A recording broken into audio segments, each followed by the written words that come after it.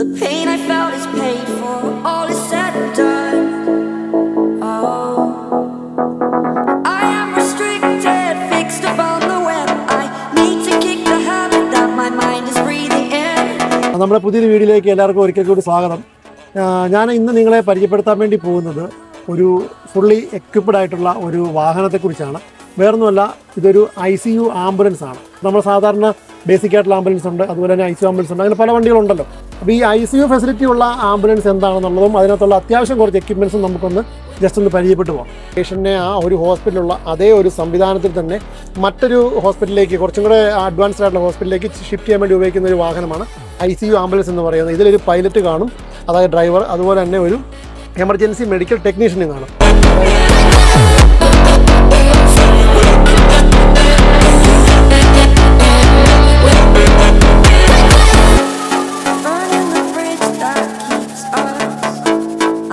അതുകൊണ്ട് തന്നെ നമുക്ക് വേണ്ടപ്പെട്ട ഒരു പേഷ്യൻറ്റിൻ്റെ ആ ഒരു കണ്ടീഷൻസ് നമുക്ക് എപ്പോഴും ഒരു മെഡിക്കൽ സപ്പോർട്ടോട് കൂടി മോണിറ്റർ ചെയ്ത് പോകേണ്ട ഒരു സാഹചര്യം ഉണ്ടെങ്കിൽ നമുക്കൊരു ICU ആംബുലൻസ് ചൂസ് ചെയ്യാം കേട്ടോ.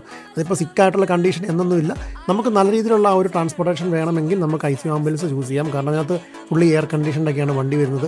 അതുപോലെ തന്നെ ഓക്സിജനൊക്കെ ആണെന്നുണ്ടെങ്കിലും എപ്പോഴും അവൈലബിൾ ആണ് കേട്ടോ. പിന്നെ മെഡിക്കൽ സ്റ്റാഫുണ്ട്. പിന്നെ ഇതിനകത്തുള്ളതെന്ന് പറഞ്ഞാൽ കുറച്ച് അഡ്വാൻസ്ഡ് എക്യുപ്മെൻറ്റ്സ് ആണ്. നമുക്കതൊന്ന് പരിചയപ്പെട്ട് പോകാവേ. ഞാൻ ജസ്റ്റ് ഒന്ന് പരിചയപ്പെടുത്തി പോകാം. ആദ്യം വരുന്നത് പറഞ്ഞു കഴിഞ്ഞാൽ നമുക്ക് പേഷ്യൻ്റെ കണ്ടീഷൻസ്, വൈറ്റൽസ് ഒക്കെ ചെക്ക് ചെയ്യാൻ വേണ്ടിയിട്ടുള്ള ഒരു കാർഡിയാക് മോണിറ്റർ വരുന്നുണ്ട്. കാർഡിയാക് മോണിറ്റർ വഴി നമുക്ക് നമ്മുടെ സാച്ചുറേഷൻ അല്ലെങ്കിൽ നമ്മുടെ ഓക്സിജൻ ലെവല്, അതുപോലെ തന്നെ നമുക്ക് എന്താ പറയുക, നമുക്കിപ്പോൾ ECG ഒക്കെ മോണിറ്റർ ചെയ്യണമെന്നുണ്ടെങ്കിൽ ഇന്ത്യയിൽ തന്നെ ഉണ്ട്. അതുപോലെ തന്നെ നമുക്ക് BP അപ്പാർട്ട് നമുക്ക് BP നമുക്ക് ഓൾറെഡി മോണിറ്റർ ചെയ്യേണ്ടി വരും. അങ്ങനെയുള്ള കാര്യങ്ങൾ ചെക്ക് ചെയ്യാൻ വേണ്ടിയുള്ള ആ ഒരു BP ആയിട്ട് ബന്ധപ്പെട്ടുള്ള ആ കഫും കാര്യങ്ങളൊക്കെ ഇതിനകത്ത് തന്നെ ഉണ്ട്. അപ്പം അങ്ങനെ BP അപ്പാർട്സിൻ്റെ ആ ഒരു സംഭവങ്ങളുണ്ട്. ഇതാണ് നമ്മൾ പറഞ്ഞ ആ ഒരു ECGയുടെ ലീഡ്സും കാര്യങ്ങളൊക്കെ വരുന്നത്. ഇത് നമുക്ക് പേഷ്യൻറ്റിൻ്റെ ഇത് 5-3 ഒക്കെ ആയിട്ട് വരുന്നുണ്ട്. ഇത് നമുക്ക് ഡയറക്റ്റ് നമുക്ക് കണക്ട് ചെയ്ത് കൊടുത്താൽ അത് ECGയും കാര്യങ്ങളൊക്കെ മോണിറ്റർ ചെയ്യാൻ വേണ്ടിയിട്ട് പറ്റും. അതുപോലെ തന്നെ ഇതിനകത്ത് ഇതാണ് മോണിറ്റർ വരുന്നത്. ഈ മോണിറ്ററിലാണ് നമുക്ക് ഈ കാര്യങ്ങളെല്ലാം നമുക്ക് മോണിറ്റർ ചെയ്യാൻ വേണ്ടി പറ്റുന്നത്. അത് ഇവിടെ ഇരിക്കുന്ന ടെക്നീഷ്യൻസ് ഇതെല്ലാം കണ്ടിന്യൂസ് ആയിട്ട് തന്നെ വായിച്ചുകൊണ്ടിരിക്കും. കാരണം സിക്കായിട്ടുള്ള പേഷ്യൻ്റ് ആയിരിക്കാം ചിലപ്പോൾ ഇങ്ങനത്തെയുള്ള ആംബുലൻസിൽ കൂടുതലും കാണുക. അപ്പോൾ ഇതെപ്പോഴും നമ്മൾ മോണിറ്റർ ചെയ്യേണ്ടതായിട്ട് വരും. പിന്നെ ഇൻഫ്യൂഷൻസ് പമ്പ് ചെയ്യാൻ വേണ്ടി, അതായത് ഓരോ ഇൻഫ്യൂഷൻസ് നമുക്കിപ്പം ഈ ICUവിനകത്ത് പേഷ്യൻസിന് പോകുന്നുണ്ടായിരിക്കും, അതൊക്കെ സപ്ലൈ ചെയ്യാൻ വേണ്ടിയിട്ടുള്ള ഒരു എക്യുപ്മെൻ്റാണ് ഈ ഇരിക്കുന്നത്. പിന്നെ ഓക്സിജനായിട്ട് ബന്ധപ്പെട്ട സംഭവങ്ങൾ. പിന്നെ പ്രധാനപ്പെട്ട ഒരു ഐറ്റം എന്ന് പറഞ്ഞു കഴിഞ്ഞാൽ ഈ ഇരിക്കുന്നത് നമ്മുടെ വെന്റിലേറ്ററാണ്. വെന്റിലേറ്റർ എന്ന് പറഞ്ഞാൽ ഇതാണ്. ഈ വെന്റിലേറ്ററിനകത്ത് തന്നെ നമുക്കിപ്പം പേഷ്യൻറ്റിനെ സ്വന്തമായിട്ട് തന്നെ പേഷ്യൻറ്റിന് ഇപ്പം ശ്വസിക്കാനുള്ള ശേഷിയില്ല. അങ്ങനെ സാഹചര്യം വരുമ്പോഴത്തേക്കും പേഷ്യൻറ്റിനെ പെട്ടെന്ന് തന്നെ ഹോസ്പിറ്റലിൽ നിന്നോ അല്ലെങ്കിൽ വണ്ടിയിൽ നിന്നോ നമുക്ക് ഇൻഡിബേറ്റ് ചെയ്യാൻ വേണ്ടി പറ്റും. അകത്തേക്ക് ലങ്സിലേക്ക് നമുക്ക് ഡയറക്റ്റ് ട്യൂബ് ഇട്ടിട്ട് ഈ വെന്റിലേറ്റർ സപ്പോർട്ടോടുകൂടി നമ്മൾ ഓട്ടോമാറ്റിക്കായിട്ട് പേഷ്യൻറ്റിനെ നമ്മൾ ജീവിപ്പിച്ചെടുക്കുന്ന ആ ഒരു രീതിയാണ് നമ്മൾ വെന്റിലേഷൻ കൊണ്ട് ഉപയോഗിക്കുന്നത്. അത് നോൺ ഇൻവേഴ്സീവ് ഉണ്ട്, നോൺ ഇൻവേഴ്സീവ് ഉണ്ട്. 2 ടൈപ്പ് വെന്റിലേഷൻ വരുന്നുണ്ട്. നമുക്ക് പുറത്തൂടെ തന്നെ ബൈപ്പാപ്പ് സിസ്റ്റം വെച്ചിട്ട് നമ്മൾ വെന്റിലേഷൻ കൊടുക്കാൻ വേണ്ടിയിട്ടുള്ളൊരു ഓപ്ഷനും വരുന്നുണ്ട്. അത് ഇൻറ്റേണലായിട്ട് കൊടുക്കുന്ന ഓപ്ഷനും രണ്ടും നമുക്കിത് കൺട്രോൾ ചെയ്യാൻ വേണ്ടിയിട്ട് പറ്റും. അങ്ങനെയുള്ള സംഭവങ്ങളാണ് ഇത് വരുന്നത്.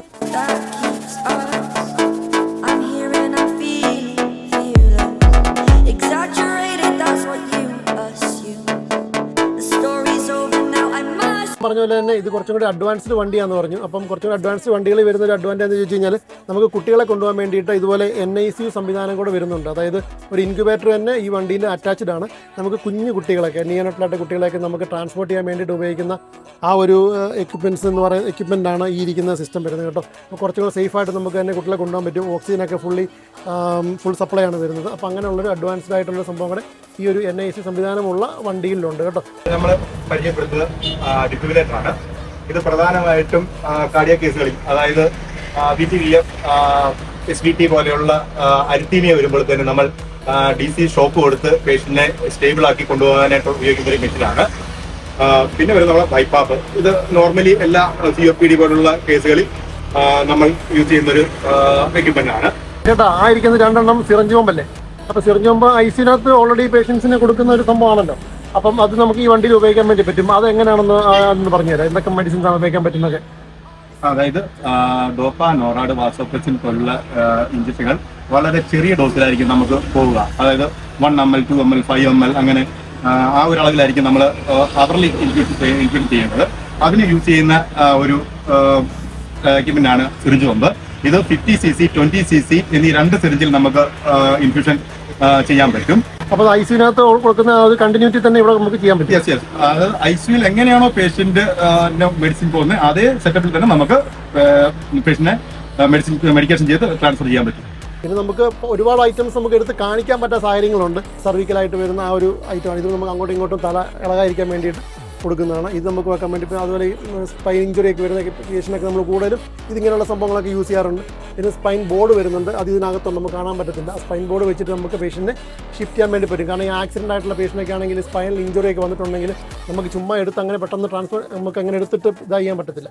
അപ്പോൾ അങ്ങനെ വരുമ്പോഴത്തേക്കും അവർ യൂസ് ചെയ്യുന്ന ഒരു സ്പൈൻ ബോർഡ് എന്ന് പറഞ്ഞ സംഭവമുണ്ട്.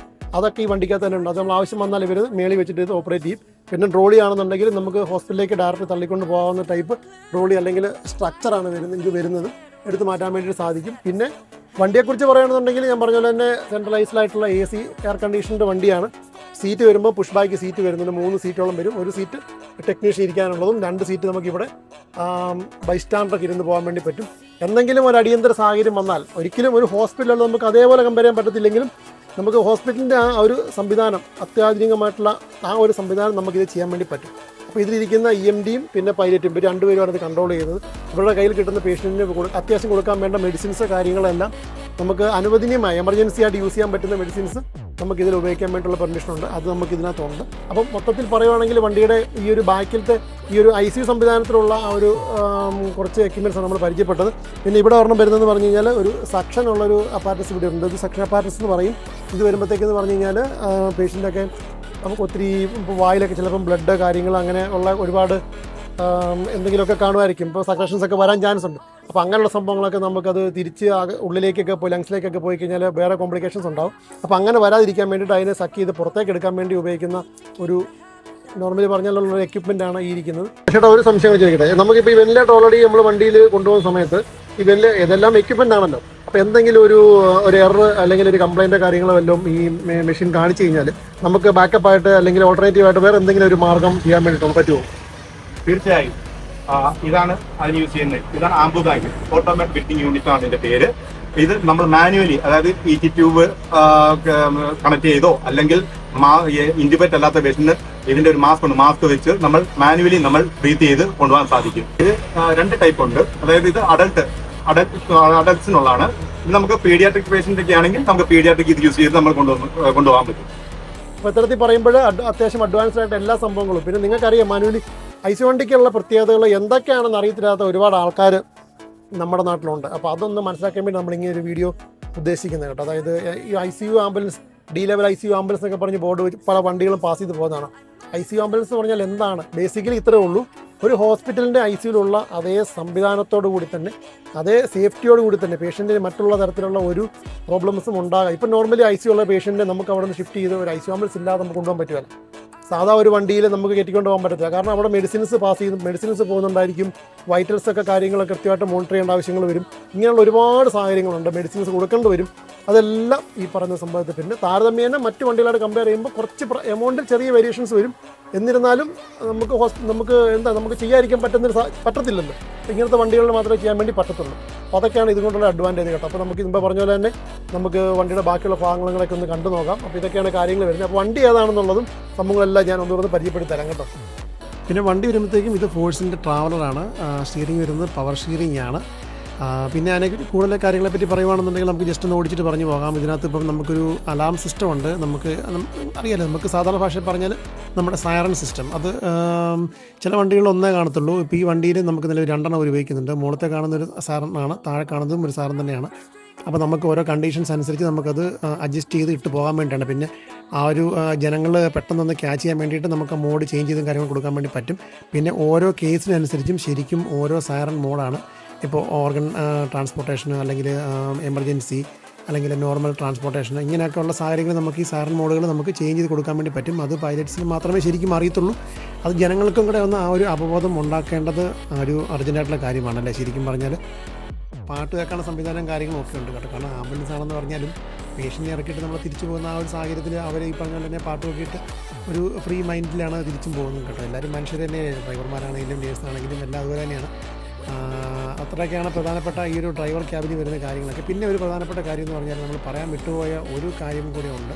അതായത് ഈ വണ്ടിയിൽ നമുക്ക് ഇതിൻ്റെ പവർ സപ്ലൈ എന്ന് പറയുന്നത് ശരിക്കും പറഞ്ഞു കഴിഞ്ഞാൽ നമുക്ക് 2 ബാറ്ററിയാണ്. ഒരു ബാറ്ററി നോർമലി വരുന്നതും പിന്നെ അല്ലാതെ വരുന്നതെന്ന് പറഞ്ഞു കഴിഞ്ഞാൽ നമുക്കിതിലെ ആ ഒരു എന്താ പറയുക, നമുക്ക് ഇതിനകത്തുള്ള മെഷീൻസ് അല്ലെങ്കിൽ എക്യുപ്മെൻറ്റ്സ് ഒക്കെ വർക്ക് ചെയ്യണമെന്നുണ്ടെങ്കിൽ ഒരു ഇലക്ട്രിക്കൽ സപ്ലൈ നമുക്ക് AC പവർ ആവശ്യമാണ്. അതിനിപ്പോൾ ഇവിടെ താഴെ ഒരു ഇൻവെർട്ടർ കൊടുത്തിട്ടുണ്ട്. ആ ഇൻവെർട്ടറിൽ നിന്നും കൺവേർട്ട് ചെയ്തിട്ടാണ് നമുക്ക് AC പവർ ഉപയോഗിച്ചിട്ടാണ് നമ്മൾ നിലവിൽ ആ ഒരു എക്യുപ്മെൻറ്റ്സ് എല്ലാം വർക്ക് ചെയ്യുന്നത്. നമ്മൾ മുമ്പേ പറഞ്ഞാൽ തന്നെ ഷോക്ക് കൊടുക്കുന്ന മെഷീനൊക്കെ എന്ന് പറഞ്ഞാൽ നമുക്ക് AC പവറാന്ന് പറഞ്ഞില്ലേ. അപ്പോൾ എന്ന് പറഞ്ഞാൽ ആ ഒരു സംഭവത്തിലാണ് അതും വർക്ക് ചെയ്യുന്നത് കേട്ടോ. അപ്പോൾ ഈ വണ്ടിക്ക് ആവശ്യമായിട്ടുള്ള ഓക്സിജൻ സപ്ലൈ ചെയ്യുന്ന ആ ഒരു കമ്പാർട്ട്മെൻറ്റാണ് കേട്ടോ ഇത് വരുന്നത്. ഇത് തുറന്നു കഴിഞ്ഞ് കഴിഞ്ഞാൽ നമുക്ക് ഇതിനകത്ത് 2 സിലിണ്ടർ, ഇത് വലിയ ജംബോ സിലിണ്ടറാണ് കേട്ടോ. ഇതിനകത്ത് ഡയറക്റ്റ് സെൻട്രലൈസ്ഡ് ആയിട്ട് പോകുന്നതാണ്. നമുക്ക് ഇതിനകത്ത് ഇതിനും നമുക്ക് ഓക്സിജൻ കൊടുക്കാം, ഇതിനും കൊടുക്കാം. ICU ആംബുലൻസ് എന്താണെന്ന് ഏകദേശമൊക്കെ ഒരു ഐഡിയ കിട്ടില്ലോ അല്ലേ. അപ്പം നമുക്ക് ഇപ്പം ഇങ്ങനെ ഒരു സാഹചര്യം അല്ലെങ്കിൽ ഈ ഒരു വണ്ടി നമുക്ക് ഒരുക്കി തന്നത് ആൽഫ 1 എന്ന് പറയുന്ന ആ ഒരു ടീമാണ് കേട്ടോ. അവരാണ് നമുക്ക് ഇങ്ങനെ ഒരു വണ്ടി നമുക്ക് ഡെമോയ്ക്ക് വേണ്ടി നമുക്ക് വണ്ടി തന്നത്. അതായത് alpha 1 emergency medical response system ഇവരുള്ളത് നമുക്ക് കട്ടപ്പനയുണ്ട്, അതുപോലെ തന്നെ കാഞ്ഞിരപ്പള്ളി, പിന്നെ ഇവർക്ക് കുമളി, ഇങ്ങനെയുള്ള സ്ഥലങ്ങളിലൊക്കെയാണ് ഇവർക്ക് വണ്ടി വരുന്നത് കേട്ടോ. ICU ആംബുലൻസസ് ആണ് ഇവർക്കുള്ളത്. പിന്നെ എക്യുപ്മെൻറ്റ്സിൻ്റെ കുറച്ച് സർവീസ് കാര്യങ്ങൾ അങ്ങനെയുള്ള സംഭവങ്ങളൊക്കെ ചെയ്യുന്നുണ്ട് ഇവർ. അപ്പം നമുക്ക് വണ്ടി വരുന്നത്. പിന്നെ ഒരു പ്രധാനപ്പെട്ട കാര്യം എന്ന് പറഞ്ഞാൽ അതിലെ കാഞ്ഞിരപ്പള്ളി എന്ന് പറയുന്ന ആ ഒരു യൂണിറ്റിൽ ഈ ഒരു വണ്ടിയുടെ ഒരു പൈലറ്റ് കൂടിയാണ് ഞാൻ. അപ്പോൾ അതുകൊണ്ട് തന്നെ നമ്മളെ മാക്സിമം നിങ്ങളൊന്ന് സപ്പോർട്ട് ചെയ്യാൻ വേണ്ടിയിട്ട് ശ്രമിക്കുക. മാക്സിമം നമ്മുടെ വീഡിയോസ് നമ്മളിതുപോലെ വ്യത്യസ്തമായിട്ടുള്ള ഒത്തിരി വെറൈറ്റികൾ കാണുന്ന വീഡിയോസ് നമ്മൾ ഒരുപാട് നമ്മുടെ ചാനലിൽ ഉൾപ്പെടുത്തുന്നതായിരിക്കും. അപ്പോൾ മാക്സിമം നമുക്കൊരു പ്രോത്സാഹനം പോലെ തന്നെ നമ്മളെ സപ്പോർട്ട് ചെയ്തുകൊണ്ട് മാക്സിമം ഒന്ന് ഷെയർ ചെയ്യുക. അതുപോലെ തന്നെ ഒന്ന് സബ്സ്ക്രൈബ് ചെയ്യാൻ വേണ്ടിയിട്ടും ശ്രമിക്കുക. പിന്നെ ആ ബെല്ലൈക്കനോട് ഒന്ന് എനേബിൾ ചെയ്ത് കൊടുത്തു കഴിഞ്ഞാൽ നമ്മുടെ നോട്ടിഫിക്കേഷൻ നിങ്ങൾക്ക് കറക്റ്റായിട്ട് കിട്ടും. എല്ലാ വീഡിയോസും അപ്പോൾ അപ്ഡേറ്റ് ചെയ്യുന്ന ആ ഒരു ടൈമിൽ തന്നെ നിങ്ങൾക്ക് കാണാനും വേണ്ടി പറ്റും. ഒന്ന് ലൈക്ക് ചെയ്യുക മാക്സിമം കേട്ടോ. അപ്പം ഇതാണ് ഈ സംഭവങ്ങളായിട്ട് ബന്ധപ്പെട്ട കാര്യങ്ങൾ ഇത്രയേ ഉള്ളൂ. ഓക്കെ, ഇപ്പോൾ ഈ ഉൾപ്പെടുത്തിയിരിക്കുന്നത് 2 വണ്ടികളാണ് കേട്ടോ. നമ്മൾ ഓൾറെഡി നിങ്ങൾ ആദ്യം കാണിച്ച വണ്ടി എന്ന് പറഞ്ഞു കഴിഞ്ഞാൽ നമ്മുടെ കട്ടപ്പനയിലുള്ള വണ്ടി നമ്മൾ ഫസ്റ്റ് കണ്ടിരുന്നു. ഇത് നമ്മുടെ കാഞ്ഞിരപ്പള്ളിയിൽ ഓടുന്ന ആ ഒരു വണ്ടിയാണ് കേട്ടോ. അപ്പോൾ 2 വണ്ടികൾ നമ്മൾ ഓൾറെഡി ഇതിനകത്ത് നമ്മൾ ഇൻക്ലൂഡ് ചെയ്തിട്ടുണ്ട്.